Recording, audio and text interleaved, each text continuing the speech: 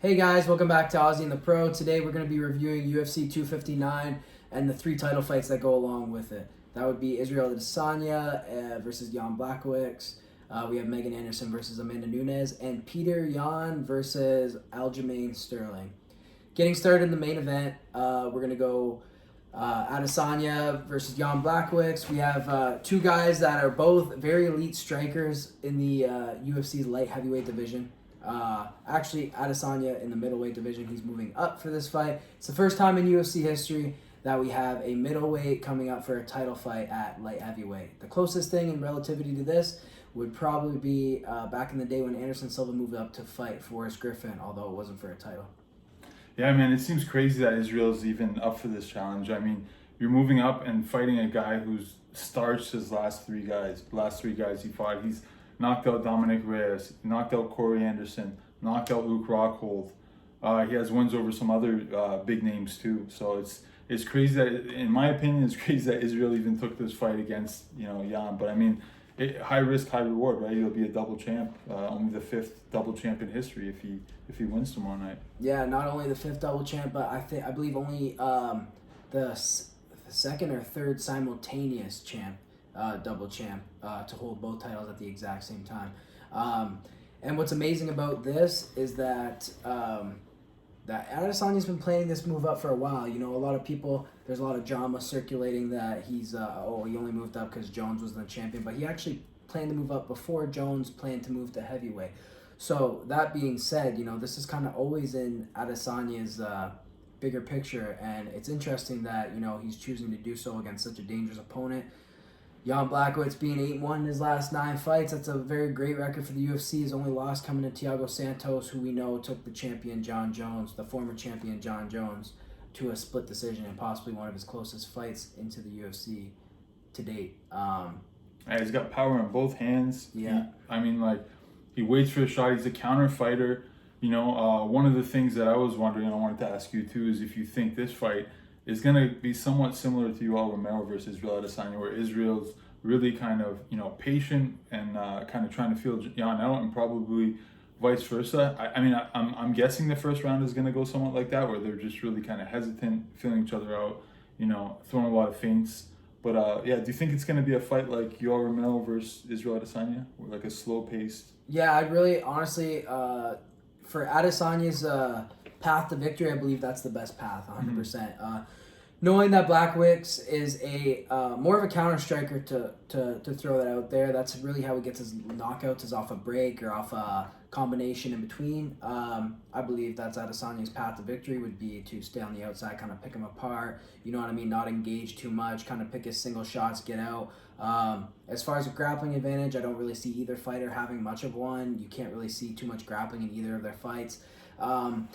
That being said, Blachowicz has a very good size advantage for sure, knowing Adesanya didn't have to really cut weight. He weighed in at 200. Blachowicz weighed in at the limit. I believe it was like 205 or 204 point something.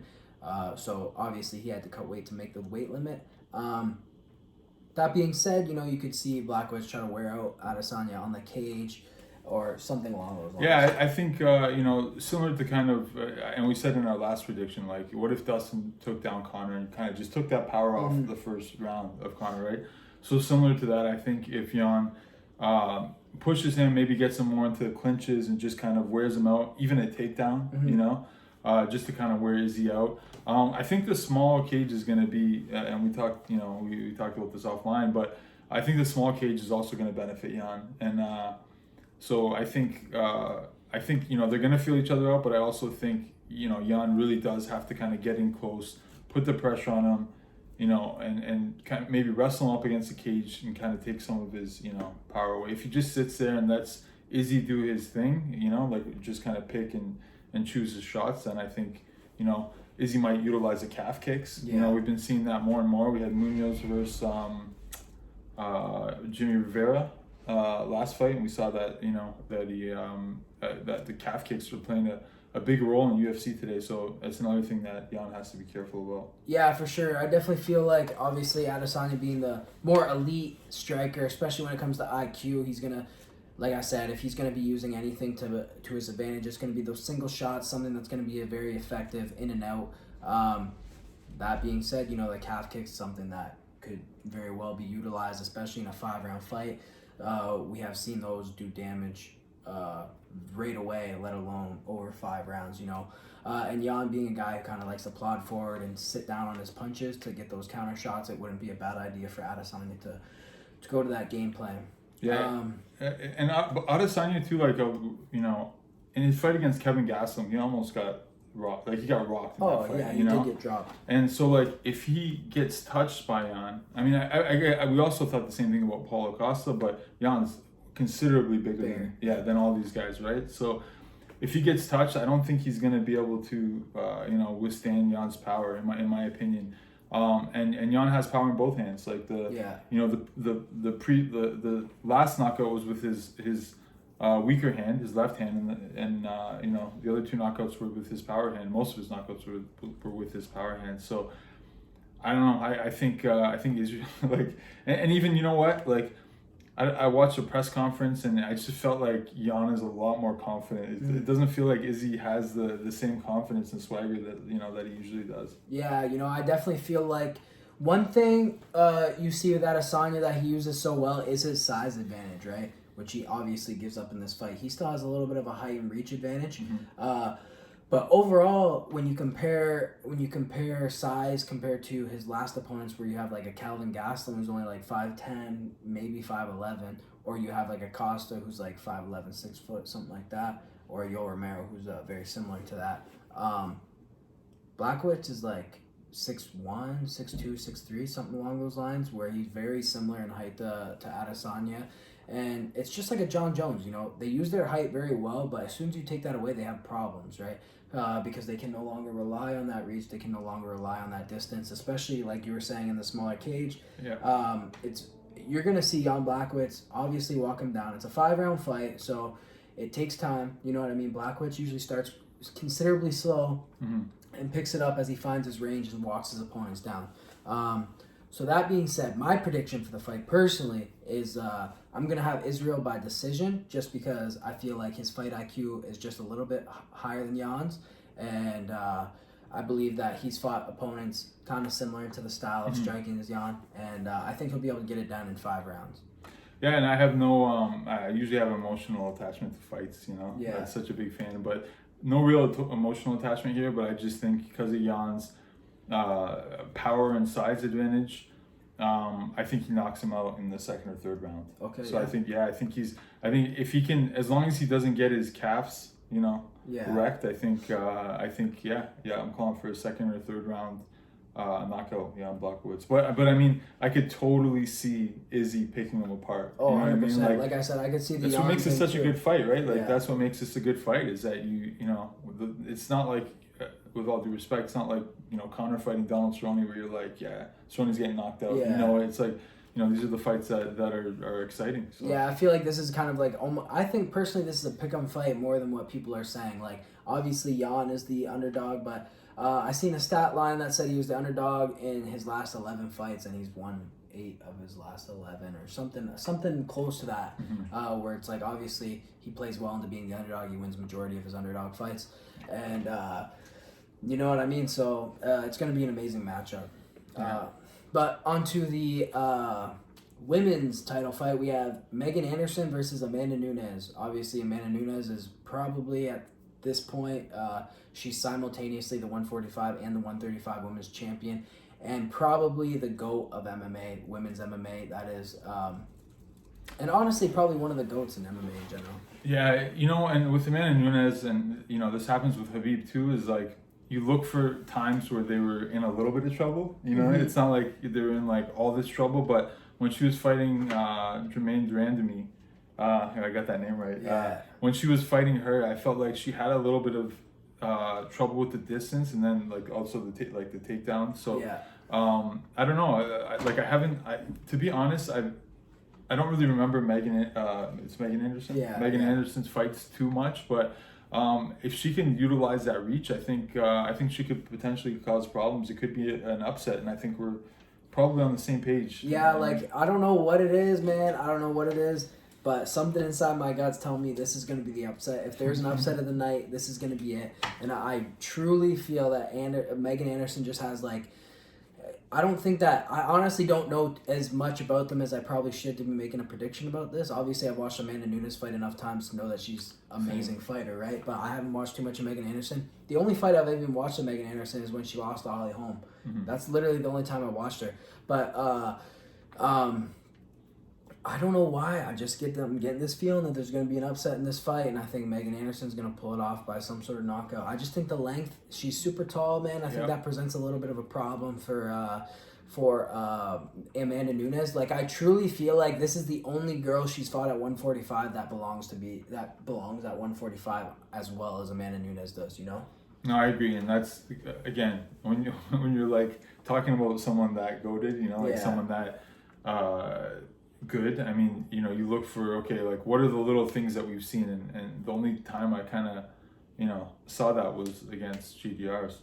So I mean, like, and the crazy thing is like, okay, we talk about her being the 145 champ, but the majority of her fights are just 135 women moving up to fight her at 145. So it was like, to me, it didn't really make much sense for the most part. But I don't know. I just got a feeling that Megan Anderson's pulling this off, man. I'm telling you, I got a feeling like it's gonna be some sort of weird knockout with a knee or something like that. But I feel it's gonna be like definitely. She'll probably get dusted, but I'm going with Anderson. I got the feeling.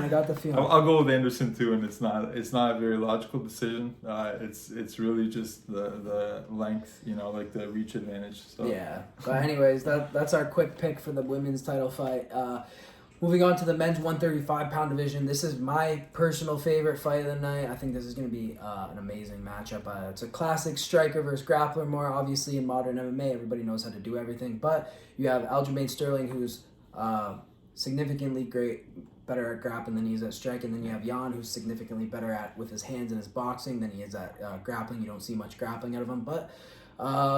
I think this fight's going to be amazing, man. I think Jan's looked incredible in his last fight, and especially being able to overcome the adversity he did in his last fight against Jose Aldo. How do you see this going down? Like, how do you see this fight? Because I have no idea. Like, I've watched both guys, and I think both guys are studs. You know, they, like you said, one with the grappling and kind of well-rounded fighter, and you know, and so, but this is the thing. Peter Jan's just a beat, like. Yeah, see, like, I think with Peter, obviously Aljamain has shown vulnerability on the feet before. I believe he's been knocked out once or twice or something like that. But he's shown some vulnerability on the feet, and he obviously likes to go to the takedown. His amazing last performance against Corey Sandhagen, who's been on a tear since then. You know what I mean? I feel like once Aljamain gets somebody in a bad position, it's over. It's a wrap, you know. But the thing is, Peter Yan hasn't been in too many bad positions in his career.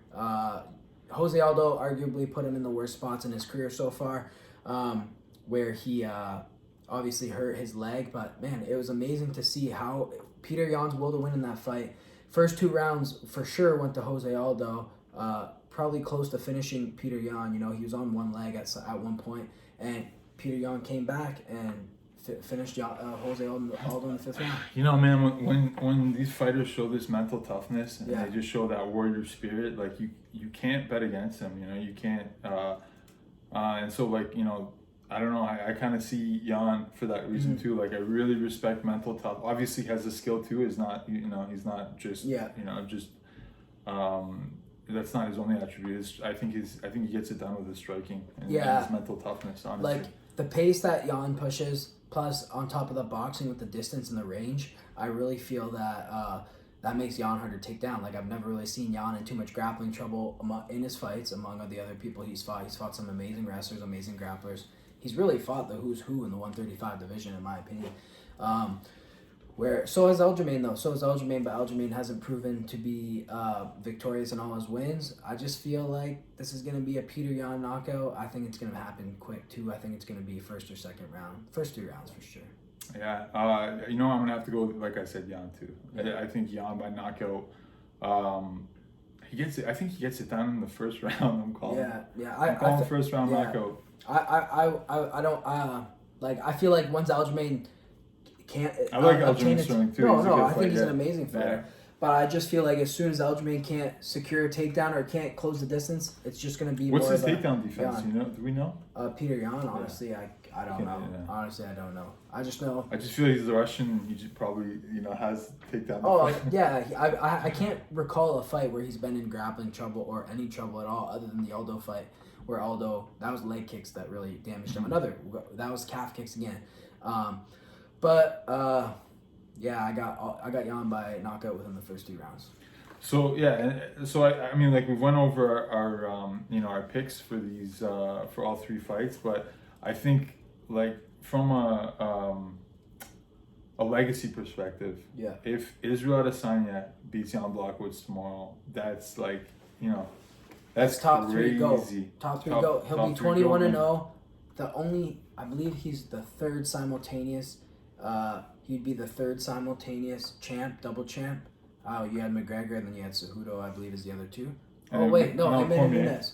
No, Cormier, I don't think was simultaneous. Okay. I don't know. I think there's 3 other ones.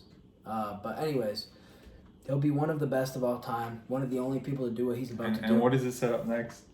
And then it would be John Jones versus Adesanya. And I think that if Izzy wins that belt at 205, he should call what's his name, John Jones down. Yeah, he shouldn't go up. Like, he's barely he's not even weighing in at the limit for 205, so we know he's walking around at 200. Who knows how strict he's been on his diet, etc. You know what I mean? Who really knows? Because he hasn't been cutting weight, and that does play to effect. Those little things play into effect no matter what anyone wants to say. Strictness and all that definitely plays into an effect. But Jones is like, you know what I mean? I've seen recent videos of Jones. I can't say that he looks significantly more muscular or more built at heavyweight. It just looks like he put on weight. You know what I mean? Like, it doesn't look like he's significantly like, oh, this is a different built Jones. Like, I'm sorry, but like, without being too critical, he just looks like he gained fat and put some fat on. I seen a video of him hitting pads. He looked slightly slower.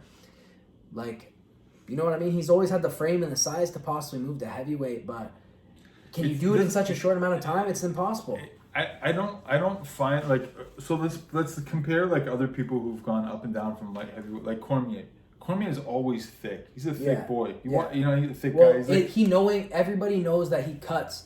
Like, he would get up to about 240 and cut to 205. Like, even me, like, when I cut to 145, I get as heavy as 185, 190 at my very heaviest. You know what I mean? So if I'm doing that at 145, you got guys like Cormier who can easily make 205 in that case. You know what I mean? Because you're looking at body weight percentages, how much weight they could cut. It's easier for somebody like that. And look at his body composition. Who knows? He was wrestling at 187 when he was wrestling for the Olympics and for college, So he was wrestling way lower. I believe he had some sort of kidney problem or something like that, and that's why I just mean, like, Cormier has been a thick guy for a long time, so him carrying that weight at heavyweight is not such a huge transition, where John Jones is like a skinny, like, you know what I mean? Yeah, like, it's not like he's a super, like, Jones has never been a super explosive athlete. Like, when he fights at light heavyweight, it's slow, methodical, uses his range, he does all that kind of stuff, where his range is one of his best tools, but it's been some of his biggest disadvantages too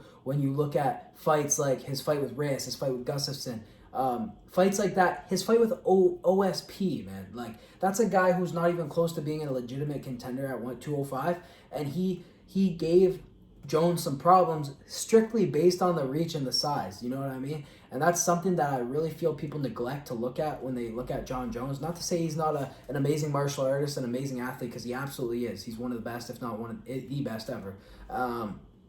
But he uses his physical advantages more than he probably should over skill sometimes. And I feel like he loses that at heavyweight when you get a guy like Stipe, when you get a guy like Nagano, who are equally as long, but athletic. I don't even know how he would, like, I'm going to be honest, I don't even know how he would step in the ring with Ngannou. Yeah. Like, it wouldn't even be fair. It would be like, I feel like it would be like an adult beating a little kid. Like, that's what I mean. Like, it just isn't the same. Like, you got a 260 guy who's shredded to the bone versus Jones, who's struggling to move up in a efficient manner. You know what I mean? Yeah. Like, come on, man. Like, you're not gaining 20 pounds of muscle in a year. You're not gaining 5-10 pounds of muscle in a year. It needs to be a more gradual, kind of increase to that. But yeah, we'll see what happens.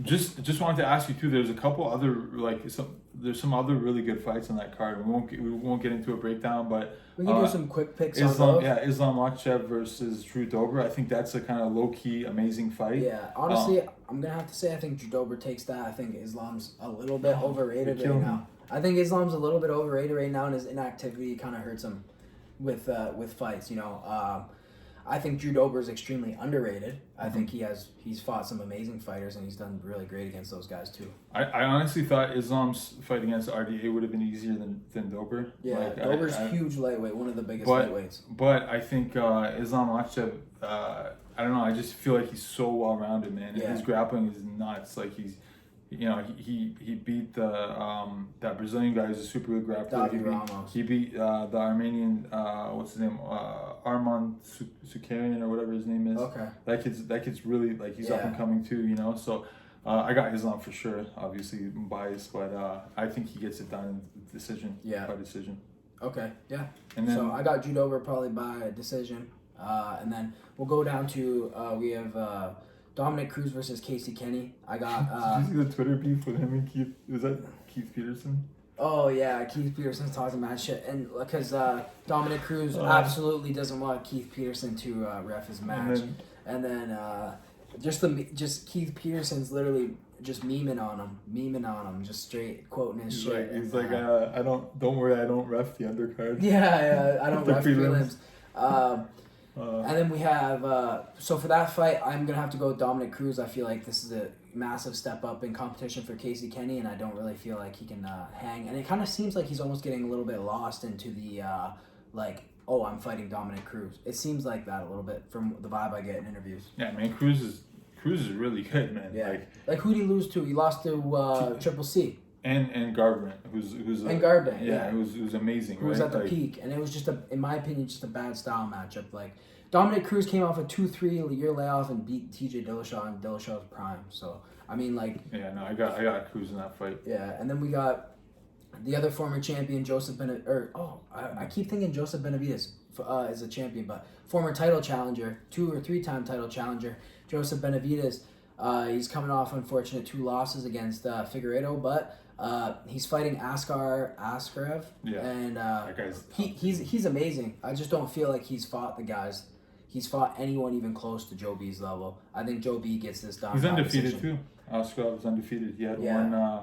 He had like a split. A close fight. He had a tie. A draw. A draw. It was a pretty close fight, but I just think Joe B gets it done just based on straight, just veteran stuff. I think he gets out a decision. I don't feel like.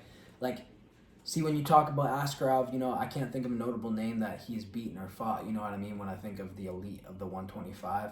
So, I'm going to have to go with Joe Benavidez. I got Askarev just because, you want to talk about a guy who's, faced such adversity in fights and just gets it done. Yeah.